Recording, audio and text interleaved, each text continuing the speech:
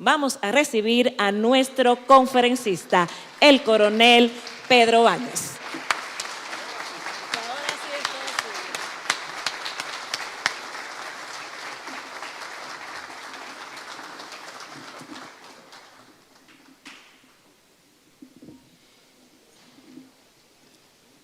Muy buenas tardes.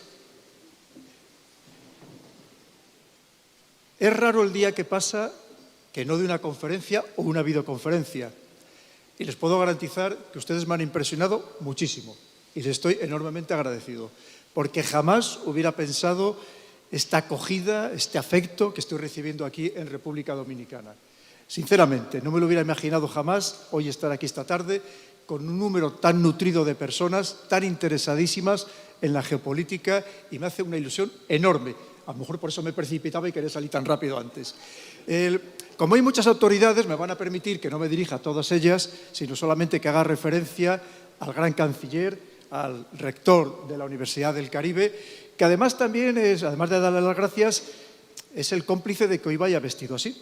No porque me lo haya hecho forzado, ni mucho menos, porque vengo absolutamente encantado. Es una prenda que me encanta, que además yo fui el que lancé un poco la iniciativa, él me siguió el juego, y además estoy vestido también, debo de decirlo, gracias al grandísimo sastre don Hipólito, que lo tenemos ahí.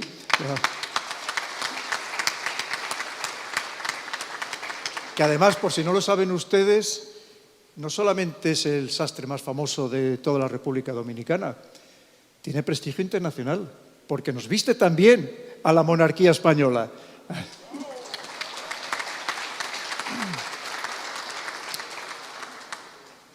Pues yo aquí tengo un problema casi como el doctor Pellegrini, que empiezo a hablar y el problema es pararnos, ¿verdad? Así que yo cuando ustedes quieran, por supuesto, me dicen, hasta aquí has llegado y mira, te bajas ya y te echamos. Porque es que el tema da para mucho. Nos daría para estar hablando durante semanas, no tengan ustedes ninguna duda, la menor duda. Porque el mundo está interesantísimo, tanto como preocupante, ¿verdad? Hace poco, en la cumbre de seguridad de Múnich, la señora Kamala Harris, la vicepresidenta de Estados Unidos, decía, con toda la razón, dice, hay una parte del mundo, sobre todo esto, los chinos, los rusos, que quieren cambiar las reglas de juego, que quieren cambiar un mundo basado en reglas. Claro, lo que quería decir en las reglas que había establecido Estados Unidos desde hacía tiempo y se las quieren cambiar. Y para cambiar esas reglas, para cambiar el mundo, hay que tener en cuenta que lo que hay que cambiar es la economía. Cuando hablamos de que vamos hacia, o ya estamos en los inicios de un nuevo orden mundial, significa que estamos en los inicios de un nuevo orden económico mundial. Esto no es nuevo, esto ha pasado a lo largo de la historia ya muchas veces, porque todos los imperios, al final, donde se refugian, donde tienen su verdadero poder, es en la economía. No descubrimos nada, piensen ustedes en su problema personal, familiar, estatal. Al final, ¿de qué estamos hablando? De economía, evidentemente. ¿Y qué han intentado todos los imperios para precisamente predominar en el mundo y ser fuertes y, por tanto, económicamente fuertes?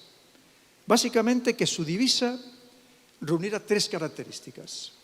La primera de ellas es que fuera empleada, a ser posible, para todas las transacciones internacionales o para el mayor número posible de ellas, al mismo tiempo que esa divisa fuera empleada como moneda de reserva por parte de otros estados y también que sus bonos del tesoro, le llamemos de una forma o de otra, pues fueran ansiados, codiciados por los demás también para poderlos reunir y poderse hacerse con ellos. Esto es lo que ha intentado Estados Unidos y lo ha logrado. Hasta hace muy poco. Esos tres parámetros era el sueño de todo el mundo. Todo el mundo quería tener muchos dólares de reserva en su país, ¿verdad? Las transacciones internacionales las hemos realizado más del 80% en dólares. Y si hablamos de las relacionadas con la energía, la importancia que tiene la energía, todas las transacciones internacionales se realizaban literalmente en dólares. Y además, ¿quién no quería tener bonos del Tesoro estadounidense? Porque aquello te daba un colchón de confianza, ¿verdad?, para el futuro, pensando si venían mal dadas. Pues esto ya no es que vaya a cambiar, es que ya está cambiando. Todavía ahora viniendo aquí, para aquí, esta misma tarde, había dos noticias, que luego si quieren les comento, que abundan precisamente en esta transformación total y absoluta que está sufriendo el mundo a pasos agigantados. Lo comentábamos antes de entrar aquí, en el despacho del canciller, que es verdad que el mundo siempre ha sido como esto que se decía VUCA, ¿verdad? Este término que nace en la Escuela de Guerra estadounidense, de volátil, ambiguo, incierto, complejo, y es verdad, siempre lo ha sido. Pero es que ahora mismo hay una serie de características que lo hacen único, totalmente único, y una de ellas, sin lugar a dudas, es esta aceleración de acontecimientos. Todo está pasando tan rápido, tan sumamente rápido, que asusta de verdad. Y es que además que no sabemos ni siquiera lo que va a pasar mañana. Ya no digo dentro de 5 años, mucho menos dentro de 50, ni siquiera sabemos lo que va a pasar mañana. Precisamente por cómo está corriendo todo. Pues sí, hemos vivido, los que ya tenemos una cierta edad, épocas complicadas, la Guerra Fría, la caída del muro de Berlín, la desintegración de la Unión Soviética, el 11S, muchas cosas. Pero esto de que está pasando tan rápido, que cada día hay una noticia que nos sorprende muchísimo más en este ámbito geopolítico. Vamos a empezar a hacer, hay que estudiar mucha historia, siempre muchísima historia, que es fundamental. Una cosa es que nos volquemos en todo lo que es ciencia, tecnología, ingeniería, matemáticas, pero no olvidemos nunca la historia, que nos da muchas claves de lo que pasa hoy y poder hacer un pronóstico de lo que puede pasar también mañana. Pensemos, ponernos mucho más atrás en la historia, en algunos de los últimos imperios, para que veamos también cómo los imperios que nos parecían que iban a ser inagotables, eternos, ¿quién iba a poder con estos imperios en su momento? Para que veamos que todos los imperios nacen, crecen, se expansionan y también terminan por morir antes o después. Podemos hablar del imperio holandés, o neerlandés, si quieren ustedes, holandés. ¿En qué se amparó el imperio holandés? Pues igual, exactamente igual, en la economía, en el florín, y además también porque en cierto modo fueron los inventores del capitalismo moderno, incluso de la deuda, con todo lo que significa, cómo se esclaviza a los países a través de la deuda, cómo se les domina también, una vez más, a través de la economía. Consiguió establecer unas rutas logísticas marítimas impresionantes. Piensen solamente lo que significaba esa compañía holandesa de las Indias Orientales, que tenía hasta su ejército privado, probablemente el ejército más poderoso de su época.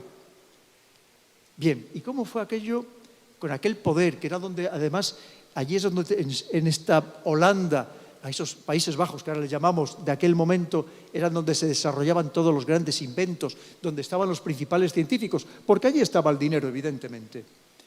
Y cómo en cambio fue degenerando, y es más, pierde 4 guerras con el imperio que le sucede.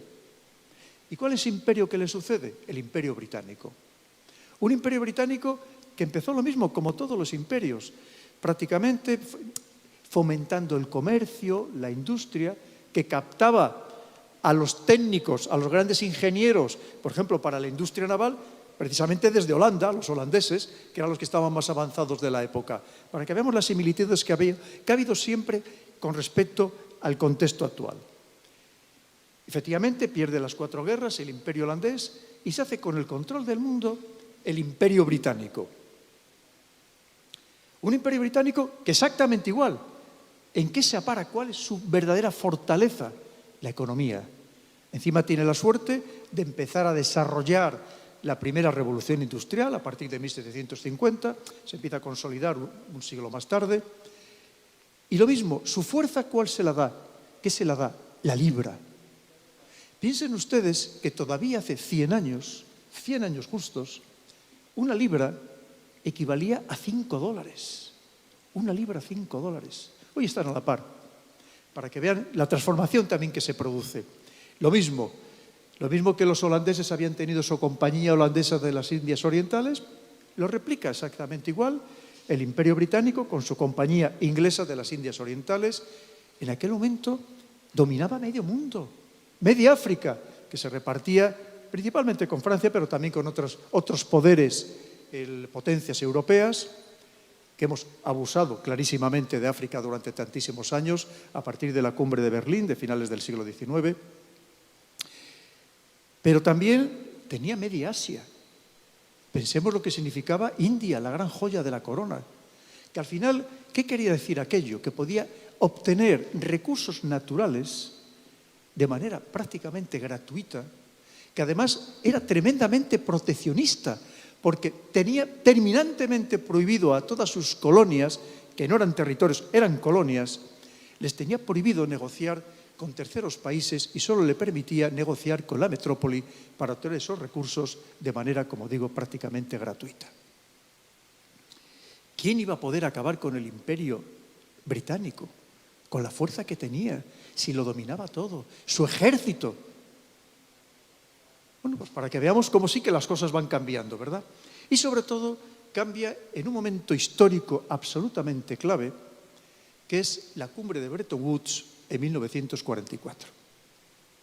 Fíjense que todavía ni siquiera había acabado la Segunda Guerra Mundial y ya a Estados Unidos se le ocurre que quiere crear un nuevo orden, una vez más, y por tanto un nuevo orden económico mundial para que exista ese nuevo orden, y lleva a cabo esta cumbre de Bretton Woods en su territorio, reúne a una cuarentena de países y lo dice muy claro. Dice, mirar, Alemania ya solo es cuestión de tiempo que pierda la guerra. No la puede ganar, salvo que hubiera desarrollado antes, por ejemplo, el arma nuclear, o que hubiera perfeccionado mucho más sus sistemas, los V2, que ya no eran cohetes como las V1, ya eran claramente misiles dirigidas, o sea, podían variar la trayectoria mientras estaban volando, pero, claro, tenía dos inconvenientes Alemania para verdaderamente ganar la guerra con respecto a sus adversarios, o dos circunstancias. Lo primero, y Estados Unidos lo sabía, es que su capacidad de producción no era ni de lejos parecida a la que en aquel momento tenía Estados Unidos. Estados Unidos, que ya había lanzado con muchísima fuerza esa capacidad de producción a partir de la Primera Guerra Mundial, producía a diario cientos de carros de combate, de aviones, que en algún momento se los dio incluso hasta a la Unión Soviética.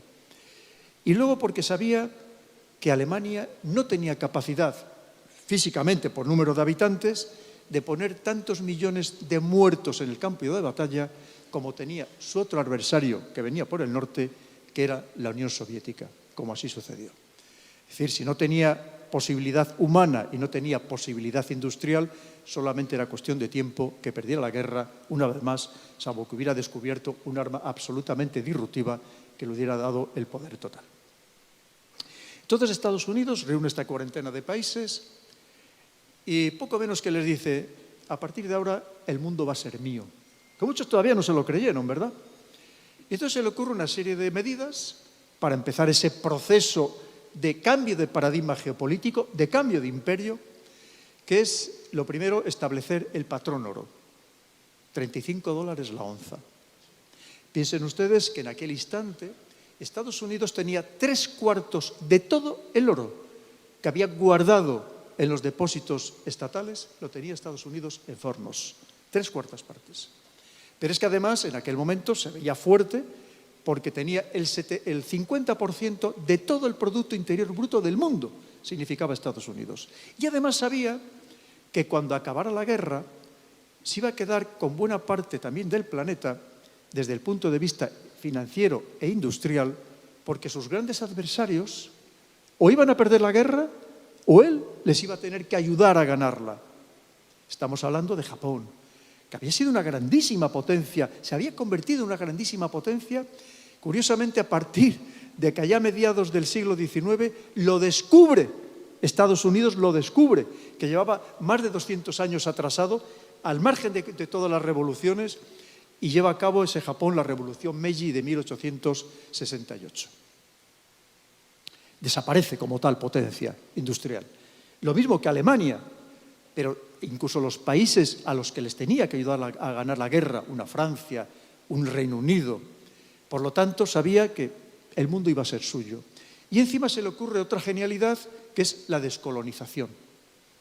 Porque claro, no podía permitir que esos países que perdían la guerra o que les tenía que ayudar a ganarla, se quedaran con los recursos de medio mundo, una vez más, de manera gratis. Piensen ustedes lo que significaba, solo, por ejemplo, para Bélgica, el Congo belga, la actual República Democrática del Congo.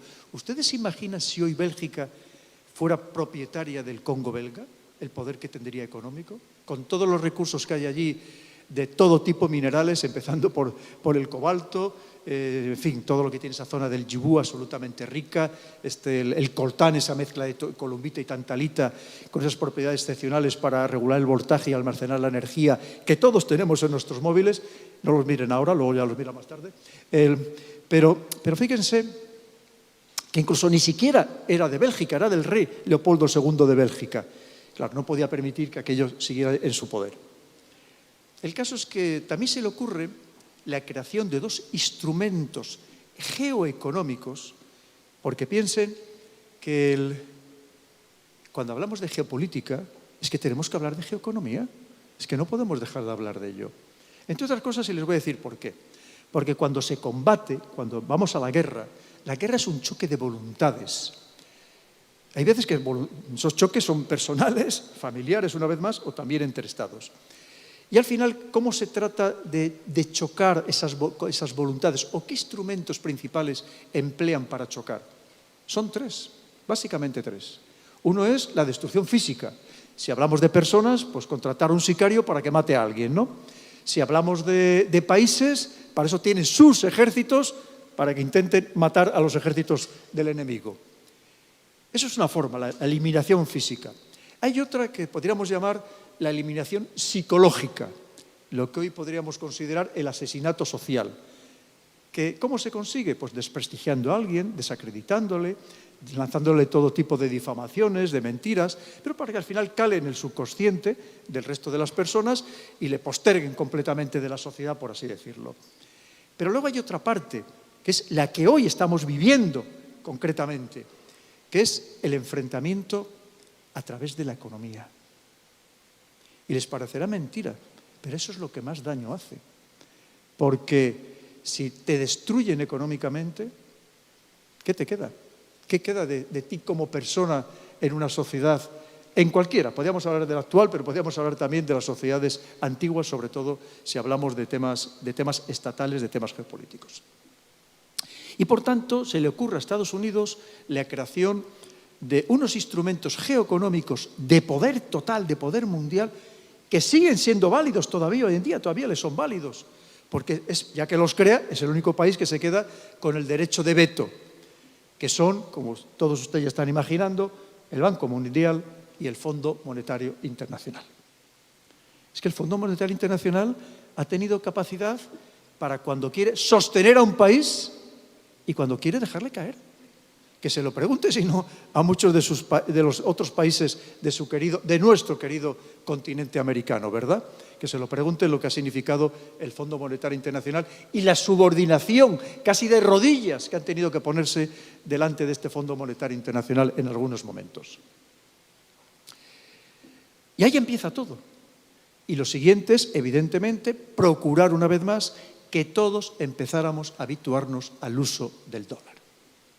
Es cierto que todavía, hasta 1991, tiene que compartir el mundo con la otra parte, con una ideología diferente, marxista-leninista, que no estaba basada en los beneficios, que estaba basado en las necesidades, ese principio marxista de cada uno según sus necesidades y de cada uno según sus posibilidades, porque es verdad que esa parte soviética, comunista, nunca fue un adversario económico, nunca lo fue, pero sí fue un adversario muy importante para Estados Unidos, ideológico y geopolítico.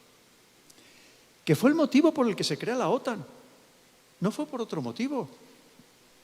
La OTAN se crea en 1949, la Alianza Atlántica, a instancias de Estados Unidos y del Reino Unido, por el temor que tenían precisamente a la expansión por parte de los soviéticos ideológica y geopolítica. No debemos olvidar que hubo muchos países europeos que estuvieron a punto de caer en el comunismo. Estamos hablando de Grecia, de Italia, de Francia, del propio Reino Unido, que estuvieron a punto de ser comunistas. Y eso les preocupaba, evidentemente, en este enfrentamiento, ¿verdad? Unos tratando de imponer el capitalismo y otros este marxismo, este comunismo. La reacción por parte del otro bloque fue en 1954 crear precisamente el Pacto de Varsovia. El caso es que no olvidemos también la caza de brujas que se desata precisamente, ese marxismo que se desata en Estados Unidos luchando también contra ese comunismo que también estaba penetrando incluso con mucha fuerza en su propio país.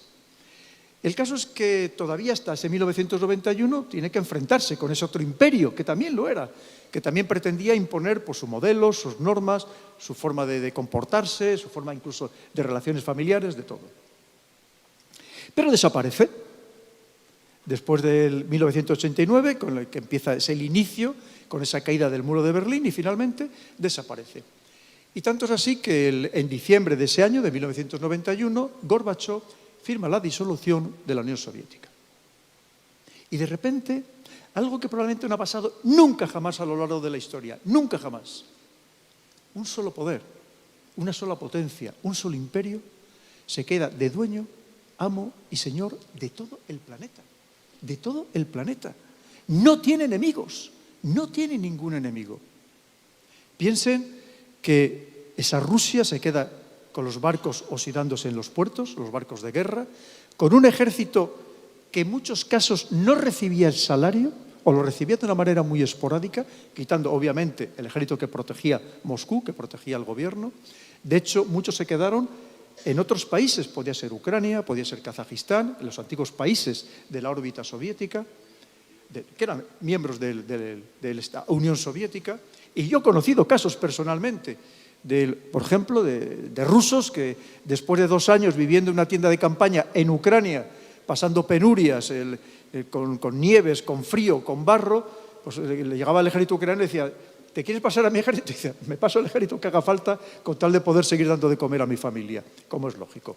Recuerden que en aquel momento hubo muchos casos que vendían el armamento, vendían los carros, vendían la gasolina, vendían todo lo que tenían simplemente para poder sobrevivir.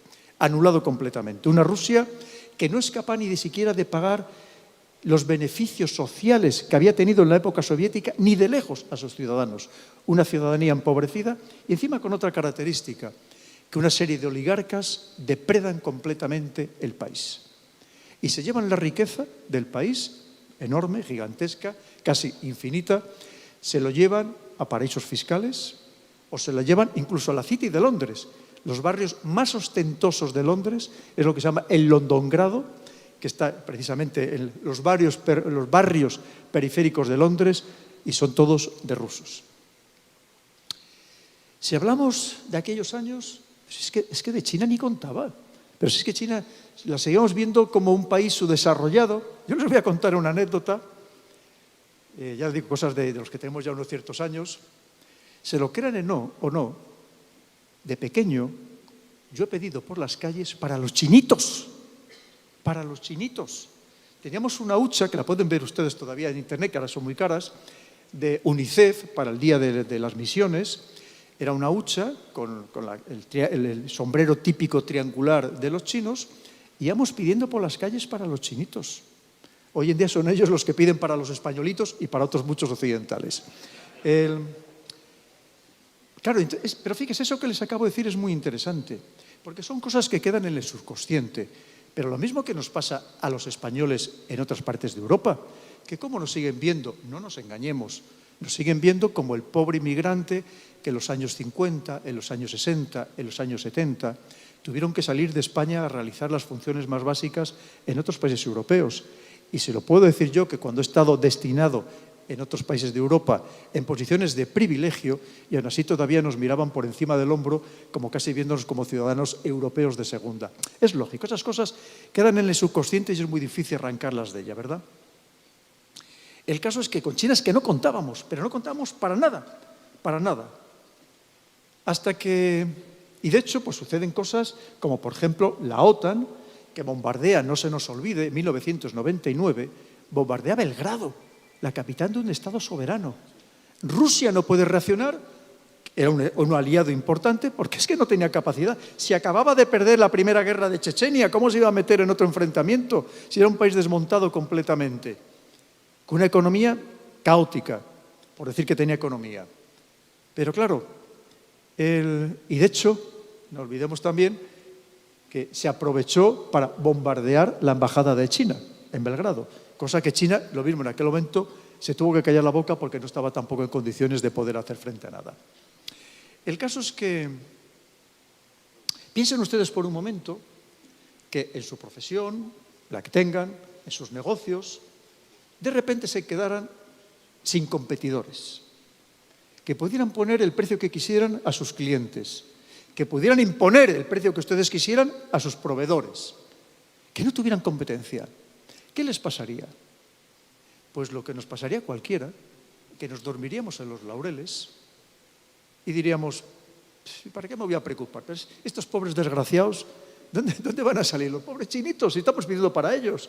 Los rusos, pues si están acabados completamente, ¿verdad? Si poco menos han caído han retrocedido unos cuantos años.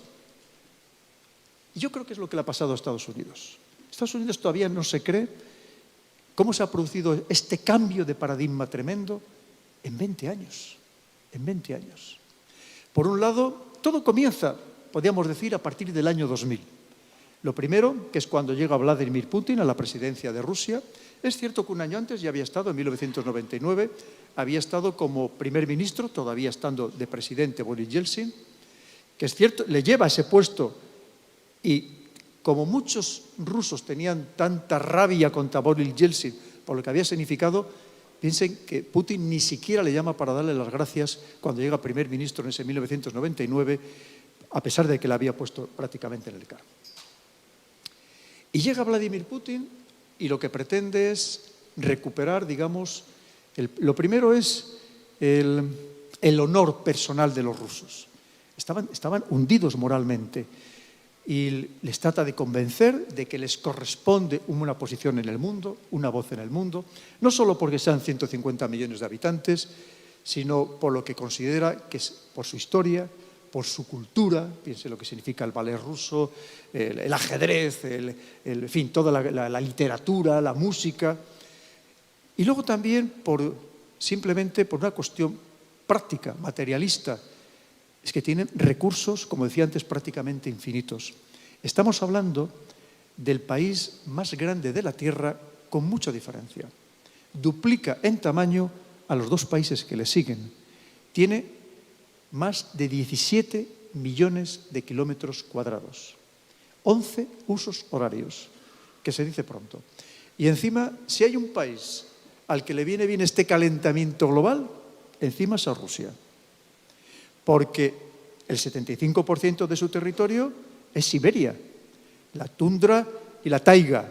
Pero es que la zona de la taiga, que es la parte, digamos, menos congelada, para entendernos, menos al norte, es que cada vez es mucho más aprovechable, cosa que hasta ahora mismo no era rentable explotar aquellas tierras totalmente, absolutamente congeladas. Y si hablamos de China, pensemos, para dar datos exactos, que en ese año 2000, apenas significaba el 3% de todo el Producto Interior Bruto mundial. El 3%. Hoy, esta tarde, es el 18,5%. Lo ha multiplicado por 6. Impresiona, ¿verdad? Lo ha multiplicado por 6. En aquel instante, China, efectivamente esa idea que se nos ha quedado de ese martillo tan barato, pero poco menos que inútil, que le das un martillazo y se le da la cabeza por un lado y el mango por el otro, ¿verdad? Es que lo copiaba todo, es que no inventaba nada. En aquel año 2000 todavía, más del 75% de todas las patentes internacionales que se presentaba ante la Agencia Internacional de la Propiedad Intelectual dependiente de Naciones Unidas, las presentaban 3 países. La mitad, Estados Unidos. Y del otro 25%, Japón y Alemania. Hoy Alemania está en recesión, en una recesión profunda, y veremos a ver cómo salimos de ella, porque esto nos afecta a toda Europa. Alemania era la locomotora de Europa, la que tiraba de muchos vagones de cola, y hoy está en recesión. Los últimos 3 años, China, en aquel momento China no presentaba ni el 1% de todas las patentes internacionales. Hace 20 años. Hoy presenta la mitad de todas las patentes internacionales. La empresa Huawei es la empresa del mundo que más patentes internacionales presenta. Pero es que si hablamos de algo, que seguro muchos de ustedes lo conocen, que se llaman los modelos de utilidad. Los modelos de utilidad tienen una protección un poco inferior a las patentes, se pueden utilizar en determinadas circunstancias, bajo determinadas condiciones. China presenta el 98% de todo el mundo para ponerse a temblar. Yo entiendo que a algunos le tienen que temblar las garrillas, las piernas, porque, como digo, no es para menos, efectivamente. Pero al mismo tiempo, este avance, y podría darle muchos más datos, ya le digo, para que el señor canciller no me eche y no me va a llamar nunca más, intentaré ir acortando, luego ustedes me preguntan lo que quieran, con su permiso. Piensen que en paralelo, ese fortalecimiento, lo que está haciendo es que China haya iniciado una guerra geoeconómica cada vez mucho más agresiva. Y además aprovechando un punto de inflexión que claramente es la guerra en Ucrania. No significa que esta tendencia no llevara tiempo manifestándose, preparándose todo esto, pero una vez más la guerra en Ucrania, que todavía no sabemos en qué va a terminar, está acelerando absolutamente todo el proceso. Claro, piensen que Estados Unidos se encuentra con una situación muy concreta, que es que a partir del 15 de agosto de 1971 abandona el patrón oro. Este dato es muy importante, tremendamente relevante. ¿Por qué? Porque a partir de ese instante, estamos bien, ¿no? A partir de ese instante, eso, digo, nos está bombardeando ya. A partir de ese instante, Estados Unidos ha seguido siendo la potencia económica que es solamente por un motivo, porque todos los demás seguimos consumiendo dólares. Los hemos seguido acumulando como moneda de reserva, los hemos seguido utilizando para las transacciones internacionales, pero esto se está acabando a pasos agigantados, a pasos agigantados. ¿Y cuál es el problema? Que al no estar respaldado por el oro, cuando a nosotros nos dan un billete de $20 o de $100, de lo que sea, en realidad es un papel. Solamente porque alguien nos dice que debemos confiar en que eso vale algo, pero está solo basado en la confianza. Piensen que antes de la Segunda Guerra Mundial el marco alemán cayó tanto que era más barato empapelar las paredes con el marco que ir a comprarlo el papel pintado a la tienda con ese mismo dinero. Es que le puede pasar exactamente igual al dólar. ¿Que no es para mañana? ¿O sí? Es que no lo sabemos. Pero esto está avanzando una vez más a pasos verdaderamente agigantados. Porque ahora lo que tenemos son lo que se llaman las monedas fiat, las monedas fiduciarias, que están solo basadas en la confianza. Pero nos pasa igual con el euro. ¿Y qué es lo que está intentando ese otro mundo? Crear monedas que estén respaldadas de nuevo en commodities, principalmente en el oro. China ya lleva acumuladas, que sepamos, más de 2.100 toneladas de oro. Que se dice pronto, que se dice pronto. Claro, es que esto pensamos que nunca iba a pasar. ¿Quién pensaba que se iba a cambiar el sistema monetario mundial? Es que nos funcionaba bien, o le funcionaba bien sobre todo a Estados Unidos, porque al poder controlar la divisa de esa forma, sin estar respaldado en nada, lo que significaba era que podía hacer fluctuar incluso la inflación mundial prácticamente a capricho y, por supuesto, solucionar sus problemas económicos a voluntad. Solo tenía que imprimir más billetes o dejar de imprimir billetes. En aquel momento, esa medida, en 1971, la lleva Nixon, el presidente Richard Nixon, en el marco de la guerra de Vietnam, porque necesitaba precisamente imprimir más billetes del oro que tenía en fornos. ¿Y qué está haciendo ahora mismo China amparado por Rusia? Modificar completamente este sistema de tal forma que cada vez más países dejen de utilizar el dólar para sus transacciones, que cada vez más países abandonen el dólar como moneda de reserva y que los bonos del Tesoro estadounidense desprestigiarlos para que nadie tenga esas ansias de poseerlos. Les decía las noticias antes de entrar. Ahora mismo hay una veintena de países africanos que esta mañana, han decidido crear su propio sistema financiero para solo realizar los intercambios comerciales entre ellos en sus monedas nacionales, a la espera de que estos llamados BRICS, esta unión de Brasil, Rusia, India, China y Sudáfrica, a la que se han postulado para unirse, hay quien dice que hasta 50 países del mundo, en la próxima reunión que van a tener dentro de nada, en agosto, que dicen que todas las transacciones las van a realizar en sus monedas y que van a crear ya una moneda nueva de uso mundial. Fíjense lo que ello significa. Porque claro, para Estados Unidos, el que todo se negociara en dólares le daba un poder absoluto. Porque si usted tenía una multinacional o usted como Estado quería hacer un negocio y por tanto lo internacional y lo tenía que hacer en dólares, usted tenía que pasar por un banco estadounidense a la fuerza. Y Estados Unidos, cuando ese país o esa multinacional no ha coincidido con sus intereses internacionales, ha prohibido que un banco estadounidense le facilitara ese paso. O simplemente lo que se llama el sistema CHIPS, este sistema precisamente de movimiento de dólares estadounidense. Ha tenido un poder total con algo que es el sistema SWIFT, conocido por todos ustedes. Este sistema, que es un sistema de mensajería en el que se relacionan más de 12.000 entidades bancarias de todo el mundo para poder precisamente realizar estas transacciones internacionales. El sistema SWIFT tiene la sede en Bruselas. Sus dueños son una docena de bancos centrales, de países estatales, más el Banco Central Europeo. ¿Pero quién lo controla? Estados Unidos. Estamos hablando que cada día realiza unos 45 millones de mensajes, de transacciones. 45 millones. ¿Pero qué sucede? Que tiene un coste elevadísimo. Estamos hablando que cuesta a los usuarios unos 125.000 millones de dólares anuales. 125.000 millones de dólares anuales. Vaya la que está cayendo, ¿eh?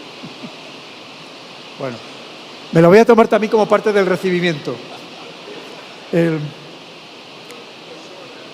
Bien, cuando empieza la guerra en Ucrania, cuando Rusia invade Ucrania, en febrero del año pasado, llega a Estados Unidos y dice: vamos a expulsar a todos los bancos rusos del sistema SWIFT. Y es verdad. Todavía, hasta hace muy poco, porque ha sido paulatino, no podía tampoco ser instantáneo, porque había muchos bancos occidentales afectados. Hasta hace muy poco, el 80% de todas las transacciones que realizaba el Banco Central ruso se realizaban a través del sistema SWIFT. Ya no es así. Porque Rusia, que ya había sufrido sanciones a partir de febrero de 2014, cuando se anexiona la península de Crimea, y sabía que esto le podía pasar, había creado su propio sistema financiero e interbancario mundial. Y me podrían decir ustedes, y con razón, muy pequeñito, muy incipiente, absolutamente cierto, absolutamente cierto. El sistema se llama por las siglas en ruso SPFS. ¿Pero qué había hecho Rusia? Una vez más, porque como le hemos puesto a Rusia en los brazos de China, lo había unido con el sistema financiero interbancario chino, que es el sistema CIPS, mucho más avanzado. Cuando empieza la guerra, apenas hay 500 bancos asociados a este sistema. Hoy, esta tarde, ya hay más de 3.000. Dicen, no son muchos, pero ya son bastantes, ¿verdad? No comparado con el sistema SWIFT occidental, por así decirlo, pero ya son bastantes. Cuando empieza la guerra, igual, Estados Unidos le dice a sus tres grandes empresas de tarjetas de crédito, Visa, Mastercard, American Express, le dice, dejar de negociar en Rusia. Se acabó, no tengáis más relaciones con Rusia para asfixiarlo económicamente. Rusia, que bien sabía que eso le podía pasar, había creado su propia tarjeta MIR, también pequeñita, muy incipiente. Noticia de hoy. Hoy Bielorrusia ha unido su tarjeta de crédito con la tarjeta de crédito MIR. Tampoco es un gran país, pero piensen ustedes que cuando se une la tarjeta significa que se están uniendo todo el sistema bancario, porque significa que las cuentas corrientes, los depósitos, evidentemente quedan íntimamente relacionados. Hace muy pocos días, hace un par de días, ha llegado Rusia a un acuerdo con Venezuela para que también esa tarjeta MIR sea de uso en toda Venezuela y muy especialmente en las zonas turísticas. Venezuela sigue siendo también un potencial turístico importante. Aparte de que vayan muchos rusos, van también personas de todas las nacionalidades. Pero sobre todo, la ha unido esa tarjeta MIR con la tarjeta china, que no sé si ustedes han oído hablar alguna vez de ella, que se llama Unión Pay. Unión Pay hoy se emite en más de 70 países, es aceptada en más de 180 países, aunque sea muy desconocida, y cada día la utilizan más de 1.000 millones de personas. Porque una vez más, muchas veces nosotros seguimos mirando, eso ya no les quiero contar como europeos, que estamos cometiendo errores tremendos, pero como occidentales, ¿no? Como pensamos que el mundo solamente somos nosotros. El mundo es muchísimo más amplio, muchísimo más amplio. Y al mismo tiempo, China, amparada por Rusia, está intentando desmontar, como les decía, este sistema económico estadounidense. Y para ello tiene que convencer a los países de que empiecen a utilizar el yuan, que ya dejen de utilizar el dólar. Y antes les comentaba que se utilizaba para todas las transacciones relacionadas con la energía. Hace muy pocas fechas, una empresa estatal de energía china que se llama CNOOC llegó a un acuerdo con la francesa Total Energies. Ya sabe que ahora todas las empresas petroleras se han puesto, le han quitado de petroleras, son todas energéticas, ¿verdad? Total Energies, francesa, para que a través de la bolsa de petróleo y gas natural de Shanghái adquirir en yuanes, no en dólares, en yuanes, adquirir 65.000 toneladas de gas natural licuado procedente de Emiratos Árabes Unidos. Bueno, 65.000 toneladas es mucho, pero no es una cantidad hipergigantesca. Pero es que ya está sentando un precedente. También hace muy poco, Brasil, un aliado muy importante actualmente de China, crea una cámara de compensación en renminbi, que es el nombre oficial de la divisa china, renminbi, para que a partir de ese momento todas las transacciones entre los dos países se realicen exclusivamente en yuanes. Piensen ustedes que Brasil, su principal socio comercial es China, desde hace 14 años. Que en algunos años el volumen de ese intercambio comercial ha llegado a los 150.000 millones de dólares y ya no se va a hacer en dólares. Y China de Brasil, como de otros países de América, se está llevando la soja, se está llevando el maíz, probablemente el mayor exportador de maíz del mundo, se está llevando carne, esa carne que muchas veces nos dicen a nosotros que dejemos de comer, pues se la está llevando China, se la va a seguir llevando, y de muchos otros países. Se está llevando el café, el azúcar, mineral de hierro, y así podríamos seguir con tantas y tantas cosas. Simplemente para que se den, les podría dar infinitos, casi infinitos datos más, para que se den ustedes cuenta de la transformación total y absoluta que se está produciendo. ¿Esto lo puede permitir Estados Unidos? No, bajo ningún concepto. Esto significa, y no debemos olvidarlo, la guerra total. Porque todos los que antes intentaron algo similar, es decir, este proceso de desdolarización, obviamente Estados Unidos reaccionó porque no le quedaba más remedio porque, como les digo, su columna vertebral es la economía. Todo lo demás que tiene, sus 18 servicios de inteligencia, todo lo que significa el Pentágono, con sus 5 cuerpos, porque allí tiene tierra, mar, aire, los marines y la Fuerza Espacial, que la creó Trump. Sus 5 cuerpos, sus fabulosos servicios de diplomático, todo lo que ustedes quieran, solo sirve precisamente para apuntalar, garantizar su supervivencia, la supervivencia de su columna vertebral de la economía. Como les decía, y ya voy terminando, todos aquellos países o líderes que lo intentaron este proceso de desdolarización, todos acabaron mal. Aquí en América hubo un caso que fue el que llevó a cabo la iniciativa de Hugo Chávez con el proyecto Sucre. En realidad es un acrónimo que iba a ser una moneda, en principio, para que fuera utilizada por los países ALBA, los países de la Alianza Bolivariana para nuestros pueblos de América, con la esperanza de que posteriormente fuera usada por todo el resto de América, de Centroamérica y de Sudamérica. Todos sabemos lo que sucedió. Hay otro caso que hoy está absolutamente documentado, que es el de Gaddafi en Libia. Gaddafi tenía mucho oro guardado, muchísimo oro. Y entonces se le ocurrió crear un dinar de oro para que fuera también de uso común en África. Aquello afectaba al dólar muchísimo y también de paso al CFC, al franco que es el franco francoafricano que utiliza Francia con todo el poder que eso le da. Y por eso Francia, no por casualidad, fue de los más beligerantes y de los que participó de forma más activa en la destrucción de Gaddafi, la invasión de Libia en el año 2011. Nada es por casualidad.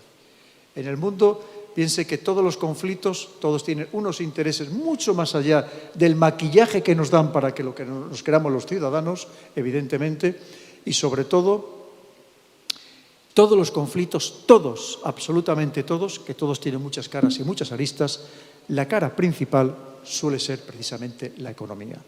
Una vez más, porque la economía es la que termina moviendo el mundo. Y el caso quizás que más desconocido para ustedes, porque es bastante desconocido para casi todo el mundo, es el tema de la invasión de Irak en el año 2003. Porque es cierto que había habido unos atentados terribles del 11S, alguien tenía que pagar las consecuencias, no podía ser Arabia Saudí en aquel momento. A lo mejor él hubiera pagado las consecuencias porque Arabia Saudí se ha pasado con armas y bagajes al otro bando prácticamente de la noche a la mañana, que nos daría para hablar también durante mucho tiempo. Pero en aquel momento, a pesar de que 15 de los 19 terroristas eran saudíes, alguien tenía que pagar las consecuencias, y el más fácil de atacar era Afganistán, un país paria, solo reconocido por 3 estados, el gobierno talibán, que además había destruido aquellos famosos budas históricos, en fin, era relativamente fácil atacarle. País atrasado, muy pobre, pero se habrán preguntado ustedes muchas veces, pero finalmente, ¿por qué se ataca Irak? Saddam Hussein no tenía nada que ver con el Estado Islámico. Esto no se había creado ni con los talibanes, ni con Al-Qaeda, ni con nadie. Es más, pertenecía al partido Ba'ath. El partido Ba'ath era un partido laico, donde la religión, es verdad, que eran sunís, pero la religión no era un pilar fundamental dentro de su país. Un Saddam Hussein que en su momento había sido considerado poco menos que un héroe por el mundo occidental, empezando por Estados Unidos. Muchas ciudades de Estados Unidos le habían dado las llaves de oro. Había sido apoyado por Europa en aquella guerra contra Irán del 80 al 88, en el que fallecieron más de 1 millón de personas y apenas se movió 1 milímetro el frente en la desembocadura del Shat al-Arab. Y entonces, algunos se han preguntado por qué se invade Irak y por qué nos creen aquella historia de las armas de destrucción masiva en el que nos mentalizan de que era necesario atacar Irak antes de que poco menos que destruyera medio mundo. Pues lo que había detrás era un tema monetario, pero monetario de moneda. Y les cuento brevemente por qué. Saddam Hussein, es verdad que había atacado con armas químicas a los kurdos del norte, cuya capital está en Mosul, y por tanto, tanto Estados Unidos como la Unión Europea le tenían sancionado. Solamente después de llevar a la muerte a muchos niños iraquíes, Naciones Unidas llegó a un acuerdo internacional para que pudiera vender parte de su petróleo Irak a cambio de alimentos. Se llamó así el proyecto Petróleo por Alimentos. ¿Pero qué sucede? Que Saddam Hussein, obviamente muy rebotado, muy enfadado con Estados Unidos, lo que decide es, pues no lo voy a vender en dólares.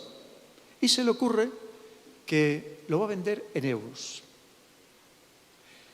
El euro lo empezamos a utilizar en Europa exactamente el 1 de enero de 2002, pero 3 años antes ya funcionaba en los mercados internacionales. Y entonces Saddam Hussein salía con un gran banco francés, el BNP Paribas, para precisamente exportar ese petróleo en euros. Obviamente, Estados Unidos, bajo ningún concepto, podía permitir que aquella iniciativa se propagara a otras partes del mundo, que aquello significara un mal ejemplo que pudiera ser replicado en otros países. Porque además, obviamente, detrás había también empresas energéticas o petroleras francesas que pretendían sacar del país pues, a los intereses anglosajones y colocarse ellos en su lugar. Para que veamos la importancia, una vez más, que tiene todo lo que estamos hablando. Porque ahora el problema que tiene Estados Unidos es, ¿y cómo me enfrento yo ahora con China? Porque no es Venezuela, no es Afganistán, no es Irak, no es Libia, es China.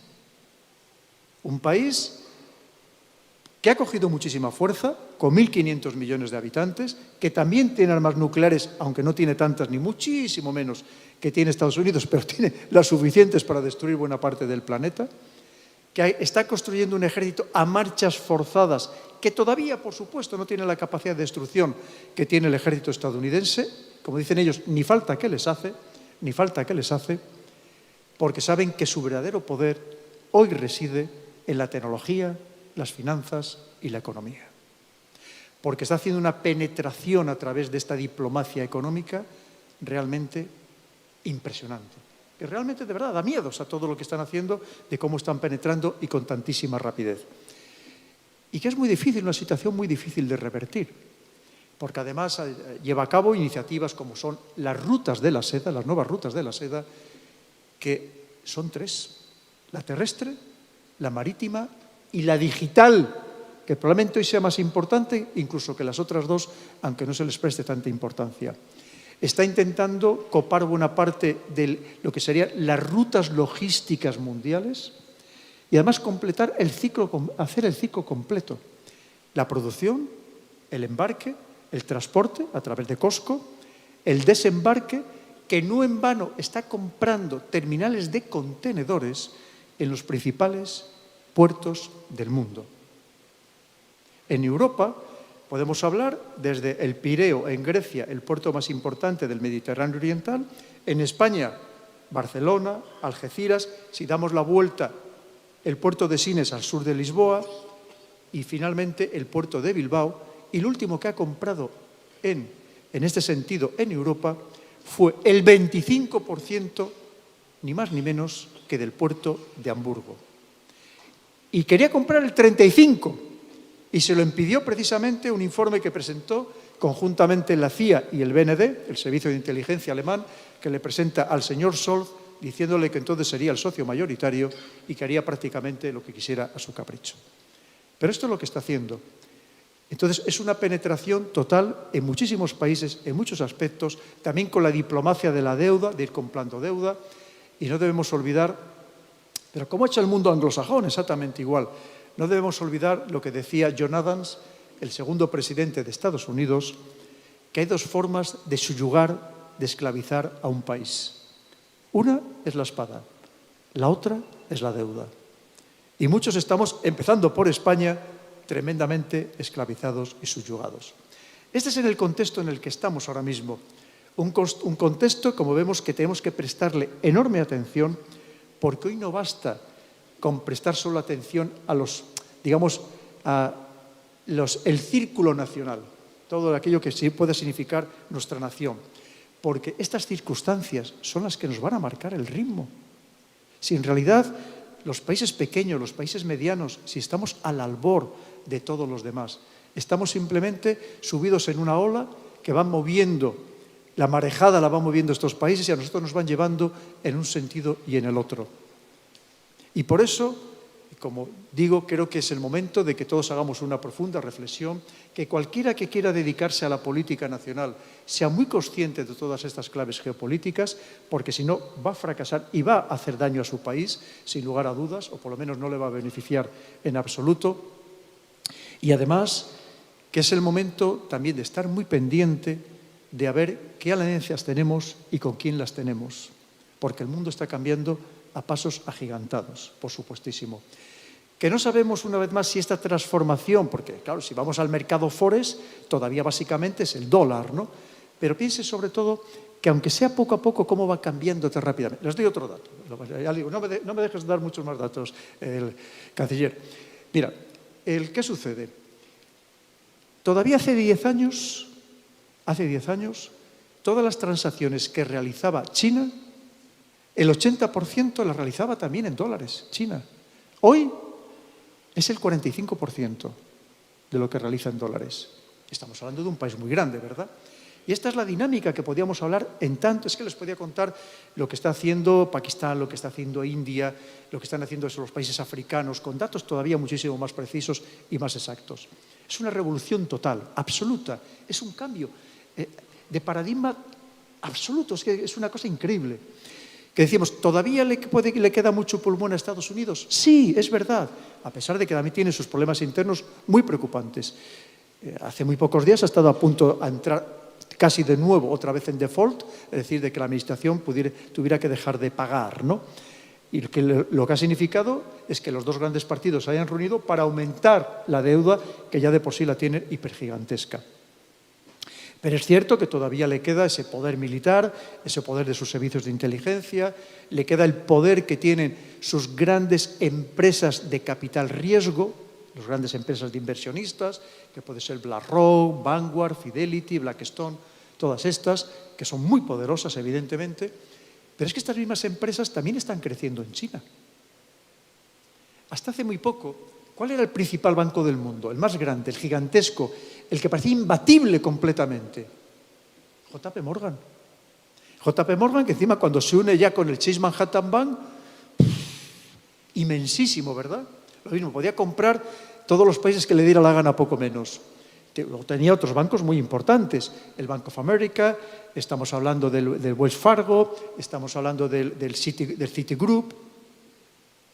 Bueno, pues hoy, esta tarde, de los 10 principales bancos del mundo por valor de capitalización bursátil, de los 10 principales, 5 son chinos. Los 4 primeros son chinos. Sin contar con el Banco Asiático de Inversiones en Infraestructuras, que es el que emplea China precisamente para difundir, para ampliar sus rutas de la seda, dando préstamos a los países por donde pasa o por donde quiere que llegue a pasar estas rutas de la seda. Es que la transformación es total. Y por eso entendemos, vamos ahora mismo a la última, recientemente firmada por Joe Biden, su estrategia de seguridad nacional, y es que lo dice bien claro, lo dice clarísimamente. Si vamos a su estrategia naval, y aquí vemos a muchos compañeros de la Armada, a su estrategia naval, 9 páginas nada más. ¿Y de qué habla? De China, de China, de China y de China. No le preocupa otra cosa. Porque hoy son los barcos chinos los que acosan a los barcos estadounidenses, a los buques de guerra, en el mar del sur de China. Como recientemente ha pasado con un avión chino a otro avión de espionaje, de reconocimiento electrónico estadounidense. Este es en el contexto en el que estamos. Ya les digo, podría seguir dándole muchos más datos, pero tampoco les quiero amargar la cena. O sea, lleguen tranquilos, sigan cenando, que no pasa nada. Esperemos que tengamos líderes lo suficientemente inteligentes para que lleguen a algún tipo de acuerdo, se repartan el mundo de alguna manera y sobre todo que no nos metan a nosotros, nos sigan metiendo en este emparedado, de tal manera que los que paguemos las consecuencias seamos los demás por ese enfrentamiento geopolítico. Pues han sido ustedes tremendamente amables, me han prestado muchísima atención y se lo agradezco. No han mirado esto que decíamos que tiene el coltán, estos móviles, en ningún momento, y le vuelvo a agradecer encarecidamente al señor canciller, al señor rector de la Universidad del Caribe, que haya tenido la gentileza de contar conmigo, que me haya permitido venir con esta chacabaná, que me hacía muchísima ilusión, así que quedo enteramente a su disposición. Muchísimas gracias.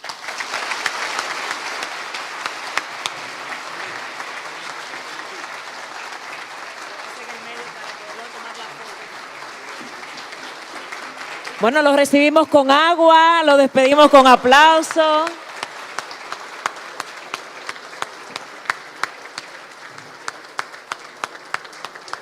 Bueno, en estos momentos vamos a invitar a nuestro rector, doctor Emilio Mínguez, y al embajador Marino Berigüete, quien tienen una entrega muy especial a nuestro conferencista.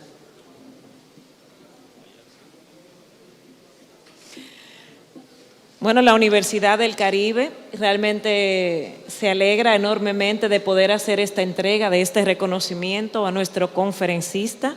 Sobre todo, gracias por mostrarnos este contexto internacional en el que estamos, estos cambios de paradigmas, esta transformación que estamos recibiendo. Aprovechamos para pedirle a los demás dignatarios que están sentaditos, vamos a tomar la foto oficial con todos de pie, señor canciller. Aprovechar la foto oficial de todos de pie, por favor, para tomar la foto aprovechando.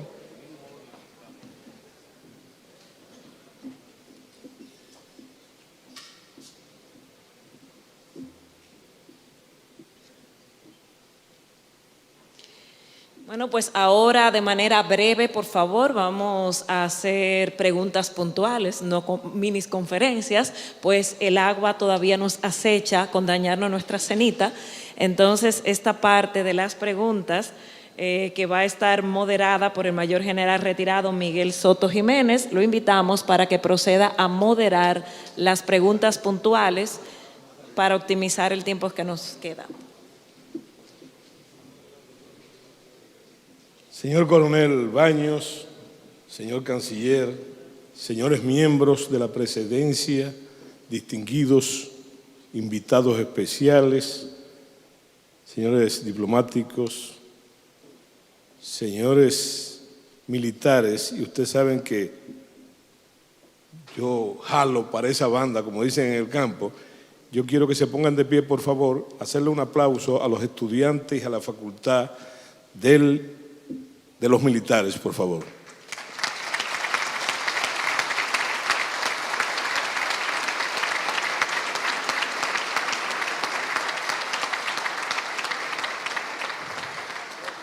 Gracias. Debo hacer una advertencia de entrada.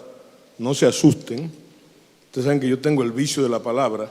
No voy a pronunciar una conferencia sobre otra conferencia, sobre todo, y muy especialmente, porque al oír caer la lluvia sobre el techo, le comentaba al embajador Berigüete que realmente nos hemos dado un baño de geopolítica en el día de hoy.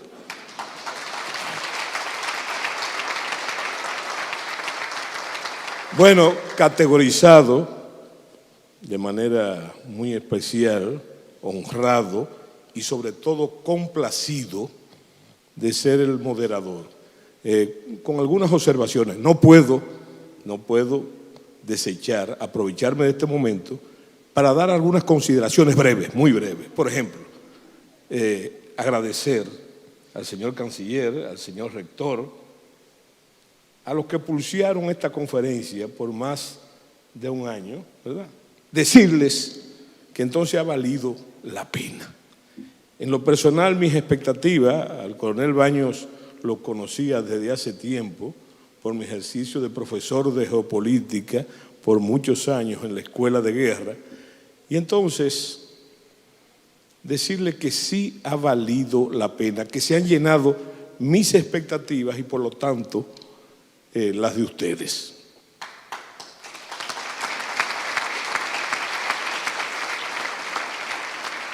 Entonces, como guardia al fin, y el guardia le encanta hacer majarete, los militares me comprenderán, entonces yo quiero hacerlo y hacer que ustedes se pongan de pie de nuevo a darle un aplauso al coronel Baños, por favor.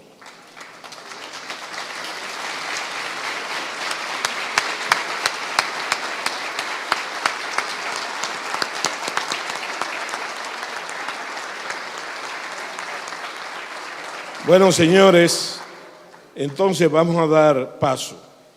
Me han dicho, porque a la vez me hicieron un majarete, y el majarete me lo hizo Pelegrín Castillo, de echarme a mí la grave responsabilidad de la moderación de este evento. Haciéndole la salvedad, ya se habló de la brevedad y además de la advertencia del coronel Baños de que no quería dañarlo la cena, ¿verdad? Con sus advertencias casi proféticas, que eso hay que decirlo también, la geopolítica realmente no sirve para nada si además de todo lo que hace como conciencia geográfica del Estado, también no nos sirve para profetizar cosas y eventos en un mundo, como dice el coronel Baños, tan cambiante. Entonces, son 5 preguntas, por favor. Vamos a dar la precedencia al doctor Manuel Vergés, por favor. Muy bien, lo felicito por su excelente exposición. Mi pregunta es muy sencilla y breve. Futuro de la OTAN. Muy bien, entonces, un momentico. Vamos a darle el paso al poeta Manuel Núñez.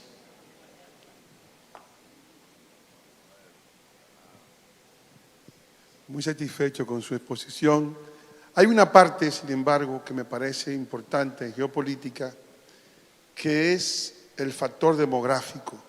China va a perder mucha población por el problema del hijo único y en Europa hay también un problema de desagregación de poblaciones y ese factor demográfico va a modificar ligeramente algunas de las predicciones que usted ha hecho en torno a ese poder que se ve claramente chino. General, recuerde que, general, muy bien, la pregunta, hay que sacarle el jugo. Baños. Si no le importa, voy respondiendo, que claro, se me van a pasar. Lo primero que tenemos que pensar es qué es la OTAN. Recordemos, una vez más, para qué se creó, antes lo he expuesto. Se creó con 2 finalidades que ya no existen. Esas finalidades desaparecieron. Es más, Gorbachov firma la disolución del Pacto de Varsovia 6 meses antes de disolver la Unión Soviética. Y es lo que él decía, recientemente antes de fallecer había publicado sus memorias, que es lo que decía que la OTAN le había prometido que si disolvía el Pacto de Varsovia, la OTAN se iba a ir disolviendo también de manera paulatina, porque no tenía ya razón de ser. Su objetivo lo había perdido. Y no ha hecho eso, sino todo lo contrario. La OTAN, en 1991, tenía 16 países miembros. Hoy, si finalmente ingresa Suecia, que está pendiente de la decisión que adopte Turquía, porque para ingresar un país en la OTAN, todos los demás tienen que estar de acuerdo en esa anexión. Y ahora mismo tiene un problema con el tema de los kurdos, que no se acaban de poner de acuerdo. Serían 32, es decir, habría duplicado el número de países. Y tenemos que entender, una vez más, qué es la OTAN. Piense que los últimos países que han ingresado, el último ha sido Finlandia, el anterior, por cierto, Finlandia, que la primera ministra que lleva a cabo la integración generó tal descontento dentro del propio país que no ha sido reelegida, Sanna Marin. Es más, a mí me han contactado muchos finlandeses profundamente preocupados por este cambio de posición bélica, por así decirlo, porque han pasado de ser un país que presumía de no beligerante, de independencia militar, y de repente la han metido también en un problema importante. Entre otras cosas, porque ellos tenían una relación comercial muy intensa con Rusia, que ahora mismo han perdido. Pero el país anterior que ingresó fue Macedonia, que hubo que cambiarle hasta el nombre para que pudiera ingresar en la OTAN, que no sé exactamente cuál es el peso que puede tener Macedonia dentro de la OTAN. El país anterior fue Montenegro. ¿Saben cuántos soldados tiene Montenegro? 1000. ¿Ustedes creen que de verdad significaba mucho este ingreso? Por lo tanto, estamos hablando que más allá de la practicidad del ingreso de estos países, estamos hablando de consecuencias, una vez más, geopolíticas. Porque la OTAN, no podemos engañarnos, es un instrumento de Estados Unidos. El 80% de la OTAN es Estados Unidos en todos los aspectos. Como material estratégico, estaremos hablando desde comunicaciones estratégicas, medios de transporte estratégicos, todo lo demás. E incluso el dinero que aporta.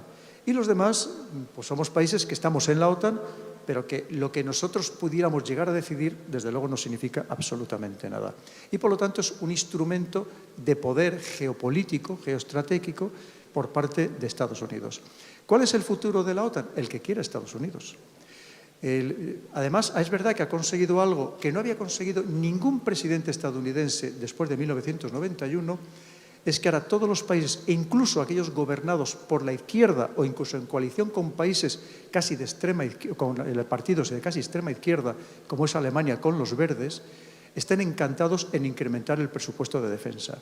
Saben que hay un acuerdo firmado entre todos los países de la OTAN de gastar al menos el 2% del Producto Interior Bruto en defensa. Había países que estaban gastando el 0,5, o países como España que gastábamos el 0,9. Y incluso presidentes que habían prometido que incluso cuando estaban en la oposición, que si llegaban al poder disolverían el Ministerio de Defensa, pues ahora están encantados también con incrementar esos presupuestos. Eso sí lo ha conseguido y es un éxito de Estados Unidos, clarísimamente, en este contexto de guerra en el que estamos Europa, porque Europa estamos en guerra. ¿Cuál va a ser el futuro de la OTAN? Una vez más, el futuro lo va a determinar el enfrentamiento geopolítico entre las tres grandes potencias, entre Estados Unidos, Rusia y China. Piense que China sabe muy bien y por eso está pendiente de todo lo que está pasando en la guerra en Ucrania, porque la guerra en Ucrania ya no combate un ejército de corte soviético, un ejército con material soviético, está combatiendo un ejército entrenado por la OTAN, solamente el Reino Unido habrá entrenado a más de 20.000 ucranianos, entrenado por la OTAN, con material de la OTAN y con tácticas de la OTAN y con Estado Mayor de la OTAN. ¿Qué significa? Que China está muy pendiente, porque sabe que antes o después, ¿con quién se tendría que enfrentar? Con la OTAN / Estados Unidos. Y por tanto también le interesa. Con lo cual el futuro lo van a decidir estas potencias. No lo vamos a decidir ninguno de los otros, de momento 31, o el día de mañana a lo mejor si entra Suecia, 32 países de la OTAN. Porque, una vez más, piense que lo militar, y aquí estamos unos cuantos militares, somos un instrumento de la política y de la geopolítica. No somos un actor por nosotros mismos, somos un instrumento. Entonces, lo va a determinar ese futuro. Estos acontecimientos que ahora mismo, como decimos, son muy difíciles de predecir. Porque esto puede pasar dentro de unos cuantos años o puede pasar mañana. Y en ese contexto estamos. En cualquier caso, es verdad que ahora mismo la OTAN ha salido fortalecida, porque se han incrementado el número de países y también porque se está aumentando el presupuesto de defensa, precisamente invirtiendo en este campo por parte de los países miembros de la OTAN. Pero hasta ahí podemos leer, porque es que no podemos saber nada más. Muchas gracias. El tema de la inmigración, de la demografía. Por supuesto, la demografía, y yo lo pongo en los otros libros, es absolutamente clave. Determina muchísimas cosas. Porque además el problema de la demografía es que no es algo que se pueda variar de la noche a la mañana. Es algo que lleva tiempo modificar. Lo que pasa es que China, que sabía que tenía ese problema, hace ya tiempo que levantó esa prohibición de un solo hijo y ya permite tener más hijos. Pero es cierto que esa limitación que tuvo durante muchos años ha llevado a que también tenga un problema de envejecimiento de la población, clarísimamente. Pero no debemos olvidar, el otro día lo comentamos, no me acuerdo dónde, que en algún momento Mao decía que no le importaría entrar en una guerra incluso nuclear y perder 300 millones de habitantes, que a lo mejor el país funcionaba hasta mejor. Porque a lo mejor es que en vez de tener 1.500 millones, si tuviera 1.000 millones, igual iba a China también mejor. Ese tema es delicado de tratar así de manera muy rápida. El problema sí que lo tenemos en Europa, en la inmensa mayoría de los países, empezando por España, que tenemos un déficit demográfico muy, muy, muy importante. Piense que según Naciones Unidas dice que solamente para reponer población las mujeres tenían que tener 2,1 hijos y en España no llegamos ni a 1. Entonces tenemos un problema muy grave, además decreciente, y que en algunos casos además se están sustituyendo los hijos por mascotas, ¿no? Entonces tenemos un problema de verdad muy grave y que además todas las medidas que hasta ahora se han intentado poner en práctica para paliarlo no han funcionado en absoluto.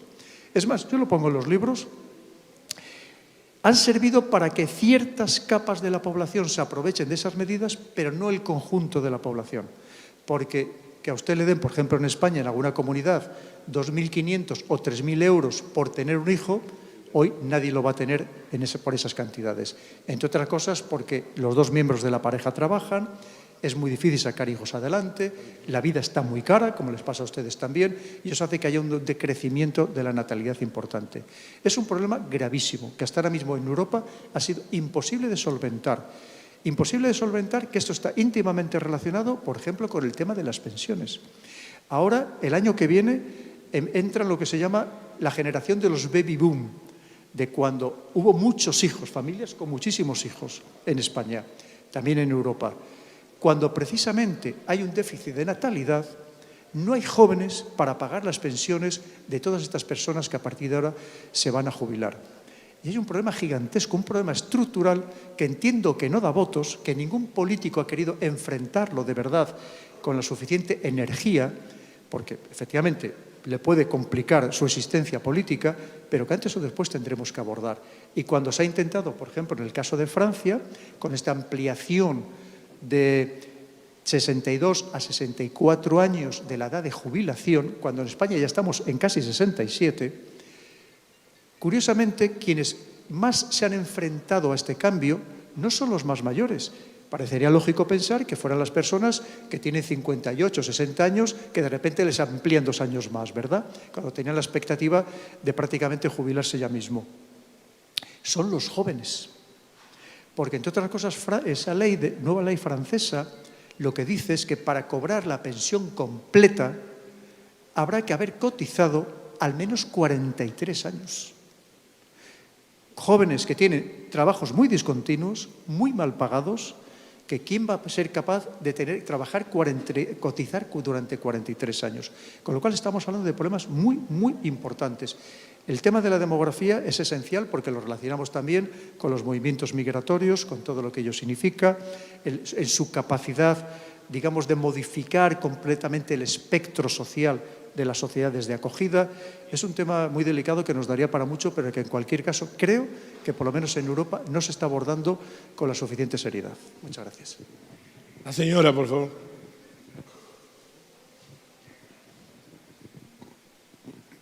Gracias. Gracias a todos por permitirnos esto y bienvenido, compatriota. Mira, yo te sigo desde hace mucho tiempo, me ha parecido brillante de verdad la exposición.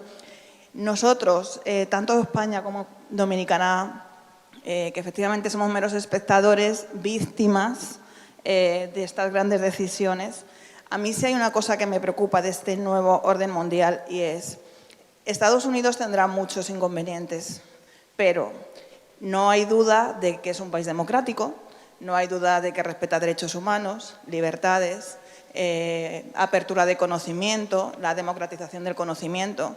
De Rusia y de China sí hay muchas dudas sobre los respetos a los derechos humanos, a las libertades, el control que tienen del conocimiento. ¿Cómo sería un mundo y cómo nos podría afectar dominado por Rusia y China en referido a derechos, libertades y democracia?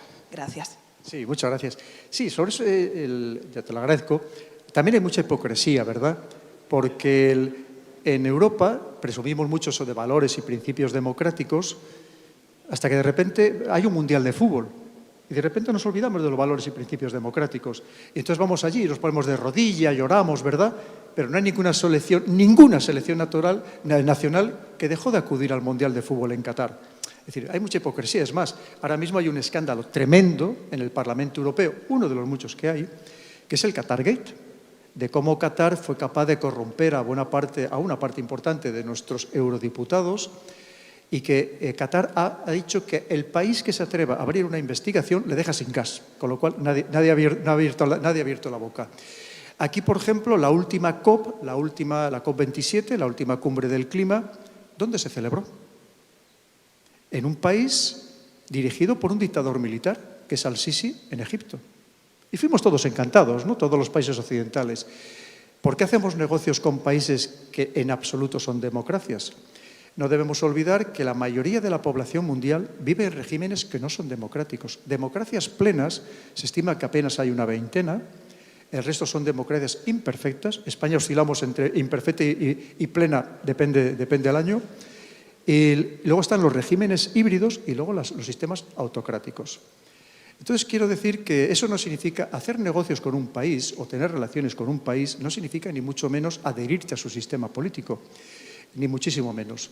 Es verdad que tampoco debemos ignorar que China, uno de sus objetivos, lo que pasa es que lo hace de una manera diferente, como hizo Estados Unidos, esta expansión de la democracia, que a veces no ha sido tampoco demasiado respetuosa con los derechos humanos, tampoco nos engañemos, lo está intentando expandir su nuevo modelo social, político y económico, que es lo que Xi Jinping en todos sus discursos dice y recalca, que es lo que él llama el socialismo moderno o el socialismo de la nueva era.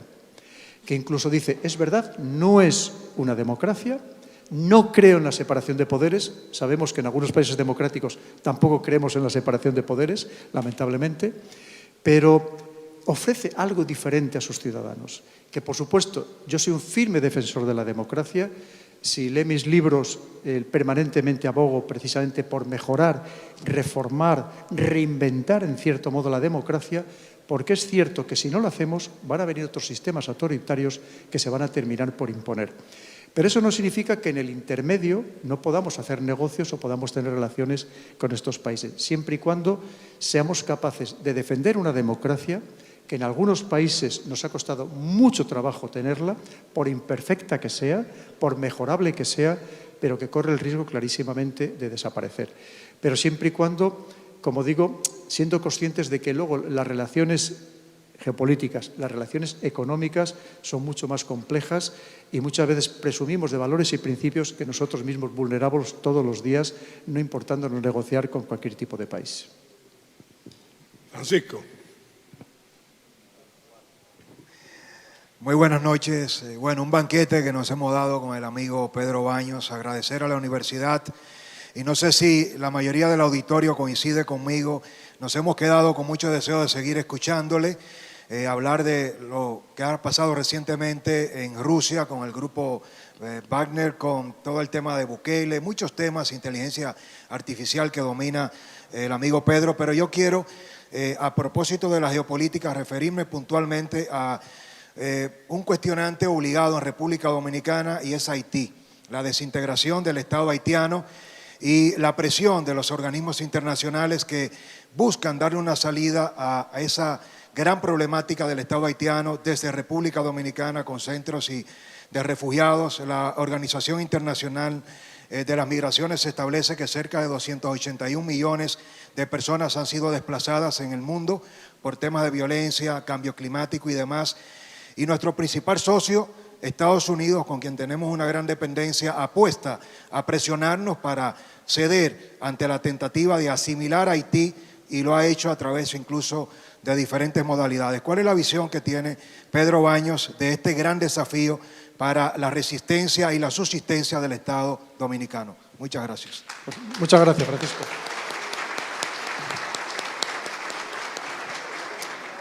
Mira, lo primero que hay que decir es que efectivamente este tema es muy preocupante porque al final son personas, no son seres humanos que debemos prestarle a todos la máxima atención. Y es cierto que si hablamos del tema no solamente de refugiados, sino de personas desplazadas, que la diferencia es el que tiene que salir de su país o el que está fuera de su domicilio pero dentro del mismo país, estamos hablando efectivamente de cientos de millones de personas, lamentablemente. ¿Y cuál es el problema? Que al final nos preocupamos de aquellos casos que más directamente nos afectan o de los casos que les preocupan a las grandes potencias. Porque aquí lo que nos está faltando clarísimamente es una acción decidida de Naciones Unidas. Unas Naciones Unidas que vemos que en los últimos conflictos está prácticamente desaparecida. Podríamos hablar de la guerra de Yemen, que lleva ya abierta 9 años. Podríamos hablar de Siria, que ya empezó también la guerra en el año 2011. Y solamente pensemos que solamente en Turquía hay 3 millones de sirios desplazados, de refugiados, solamente en Turquía. Más aparte los que hay en los países del entorno, como puede ser, por ejemplo, Líbano o Jordania. Pero estaríamos hablando de otros muchos refugiados de otras partes del mundo, puede ser Pakistán, puede ser Afganistán, por supuestísimo, de muchos otros lugares donde hay conflictividad, o al menos regional. Y ahora, por ejemplo, en Europa solamente nos preocupa el tema ucraniano porque nos afecta directamente a nosotros. Y estamos siendo muy generosos, como corresponde, pero nos hemos olvidado de esa misma generosidad para otros muchos refugiados procedentes de otros países a los que claramente les hemos dado con la puerta en las narices. Entonces, una vez más, sobre todo yo aquí lo que he hecho en falta es una acción decidida de Naciones Unidas, que es la que debería resolver este tipo de problemas, pero sabemos lo que es Naciones Unidas. Hablamos una vez más de democracia y Naciones Unidas es lo menos democrático que hay, teniendo en cuenta que hay en su Consejo de Seguridad hay 5 países miembros permanentes con derecho de veto que hacen y deshacen a su antojo. Y cuando no les interesa, simplemente no sale ninguna resolución, que son las únicas mandatorias en el marco de Naciones Unidas.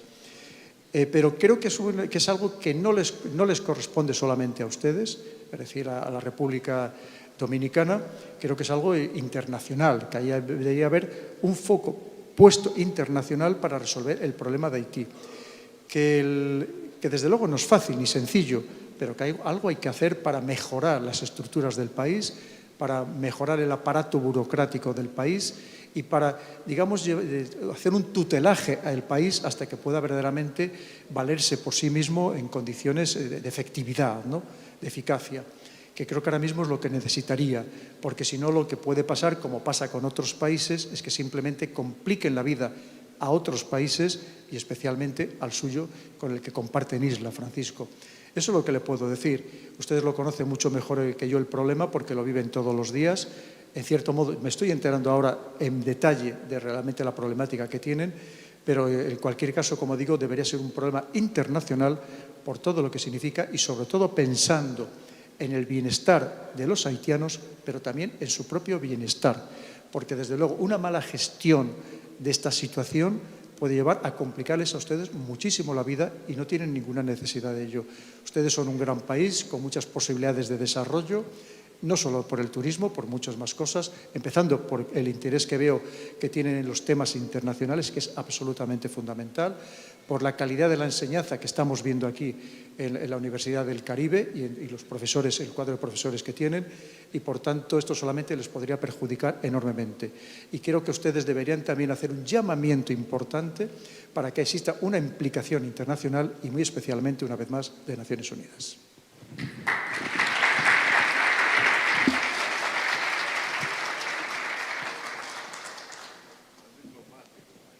Sí, buenas noches. Primeramente, felicitarlo por su conferencia. Recientemente participé en un seminario de líderes dentro del contexto de las Fuerzas Comando con la Universidad de Fuerzas Especiales del Comando Sur de los Estados Unidos. Dentro de este seminario de líderes participé en el panel referente a las amenazas al hemisferio.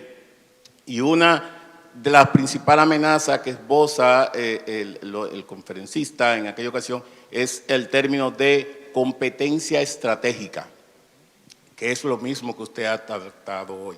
Ahora, si esa competencia estratégica constituye una amenaza a los intereses de la nación norteamericana específicamente, ¿cómo se articula la estrategia de seguridad de los Estados Unidos para enfrentar esa amenaza que es la competencia estratégica? Porque hemos recibido esta noche muchos datos de la amenaza. Ahora, ¿qué está haciendo el amenazado para contrarrestar esa amenaza? Porque se supone que es una potencia global. Entonces, quisiera un poco abundar sobre eso. Muchísimas gracias, mi general. Efectivamente, incluso la propia Comisión Europea ha determinado a China ya por 2 veces como rival sistémico y competidor estratégico, lo que usted acaba de decir. ¿Qué está haciendo Estados Unidos? Pues es muy sorprendente porque de momento no está haciendo gran cosa, o por lo menos que sepamos abiertamente. Es cierto que hay algo que sí que está haciendo, que es bastante obvio, que está intentando crear, como se creaba en la antigüedad, una liga de naciones para ver cómo entre todos puede frenar precisamente, principalmente a estas 2 naciones, que es una vez más, es la ampliación de la OTAN, que antes me preguntaba el caballero, es la ampliación de la OTAN, sin lugar a dudas. Y es cierto que además, si atendemos a las últimas reuniones, por ejemplo, del G7, la última recientemente celebrada en Hiroshima, ¿qué está pidiendo? Está pidiendo ayuda. Antes le comentaba la cumbre de seguridad de Múnich. ¿Qué va a Estados Unidos? Va a pedir ayuda.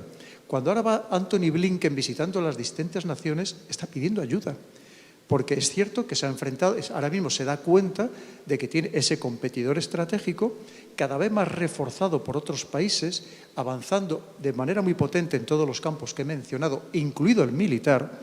Piense que a pesar de que la capacidad de destrucción de la Armada estadounidense todavía es muy superior al del resto de las armadas juntas, entre otras cosas por los 11 portaaviones que tiene de propulsión nuclear, con todos los aviones que llevan embarcados, todas sus flotas, su flota de apoyo. Pero hoy China ya tiene más buques de guerra principales en superficie y submarinos que tiene Estados Unidos, que se dice pronto. Y digo que todavía le queda, la capacidad de destrucción es muy superior, infinitamente superior a la de Estados Unidos. Solamente pensemos lo que significa sus 15 submarinos de propulsión nuclear, los de la clase Ohio, dotados de los misiles Trident 2 de 5, que cada uno de ellos normalmente tiene entre 10 y 12 permanentemente en el mar. Estamos hablando de que cada uno de ellos tiene capacidad para destruir simultáneamente 200 ciudades del mundo, que se dice pronto. Pero China está avanzando también muy rápido y además en aquellos campos que verdaderamente le interesan. Entonces, es que se le ha planteado un problema importante y, por tanto, todavía nos queda por ver toda la reacción completa de Estados Unidos, que desde luego, como no me cansaré de repetir, no va a ser amable ni mucho menos, porque no puede ser amable, porque se está jugando todo. Y esa es la inquietud, usted habrá estado allí, se lo habrán comentado exactamente igual, la preocupación que tienen en todos los campos. Pero esto lo dicen permanentemente en todos sus discursos. Todavía hay una frase, hace muy pocos días, dicha por Trump, que hablando de este tema, dijo: Estados Unidos está viviendo la mayor amenaza existencial de toda su historia. De toda su historia. Y tiene razón. Y es lo que, si seguimos un poco también los discursos, por ejemplo, los que se dan en West Point, que son muy interesantes siempre seguirlos, porque suelen hablar con mucha sinceridad delante allí de los cadetes, tienen verdadero pánico, me atrevería a decir, por todo lo que está sucediendo, por este avance. Que les queda mucho pulmón, sí, que les queda mucha fuerza, sí, pero tampoco quieren ir a un enfrentamiento militar directo. Pero claro, es que probablemente tengan que terminar por ir a ese enfrentamiento militar directo. ¿Y para ello qué necesitan?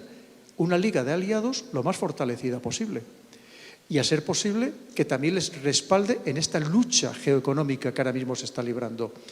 Pero hay otro problema añadido, que es que ahora mismo Estados Unidos y la Unión Europea también somos competidores en el ámbito económico, porque Estados Unidos está captando a muchas empresas europeas muy importantes, empezando por alguna española, como recientemente hemos tenido el caso de Ferrovial, para que tengan su sede en Estados Unidos y coticen en la bolsa de Wall Street, a base de ofrecerles ventajas fiscales. Y esto pues, también significa un enfrentamiento económico entre estos dos bloques. Pero aún así, en el ámbito militar está intentando pues, hacer esas ligas, esas alianzas reforzadas para ver cómo, si puede, por lo menos meter miedo al adversario a través de la disuasión para no llegar a un enfrentamiento de otra naturaleza. Pero ahora mismo, desde luego, lo tiene muy, muy complicado.